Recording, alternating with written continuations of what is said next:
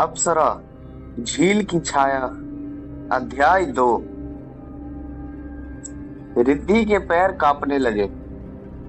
उसने पीछे मुड़कर भागने की कोशिश की, लेकिन जैसे ही उसने पहला कदम उठाया, उसकी एड़ी फिसल गई और वह झील के किनारे की कीचड़ में गिर पड़ी।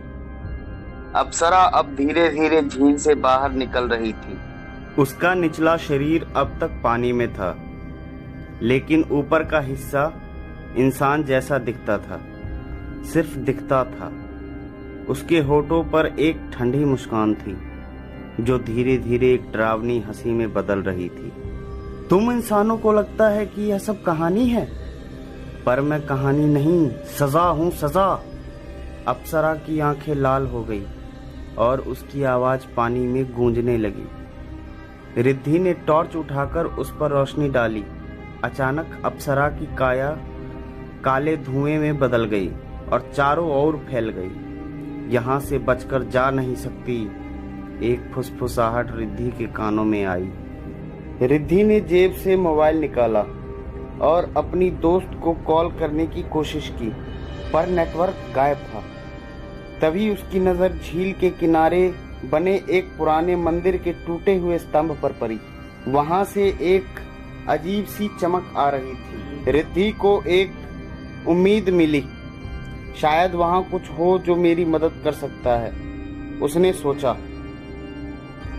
वह हिम्मत करके मंदिर की ओर भागी।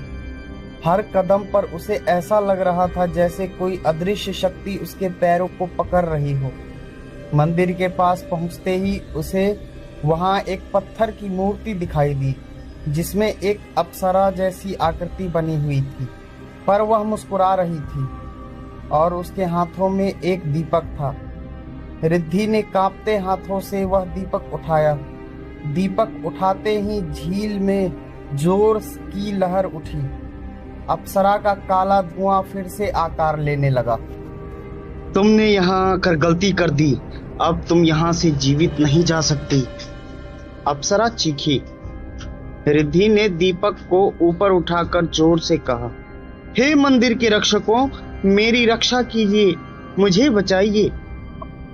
दीपक से तेज उजाला निकला और अप्सरा जोर से चिल्लाई, यह सिर्फ शुरुआत है रिद्धि, मैं लौट कर आऊंगी और तब तक लौटती रहूंगी जब तक इस झील का पानी लाल ना हो जाए। अप्सरा गायब हो गई, लेकिन झील का पानी अब भी धीरे धीरे हिल रहा था, जैसे कोई उसमें सांस ले रहा हो। रिद्धि को समझ आ गया कि वह बच तो गई, पर अप्सरा अब उसके पीछे है। यह स्टोरी आपको अच्छी लगी हो तो कृपया लाइक करें, चैनल को सब्सक्राइब करें और बेल आइकन दबाना ना भूलें, ताकि हमारी ऐसी आने वाली वीडियो की नोटिफिकेशन आपको मिलती रहे।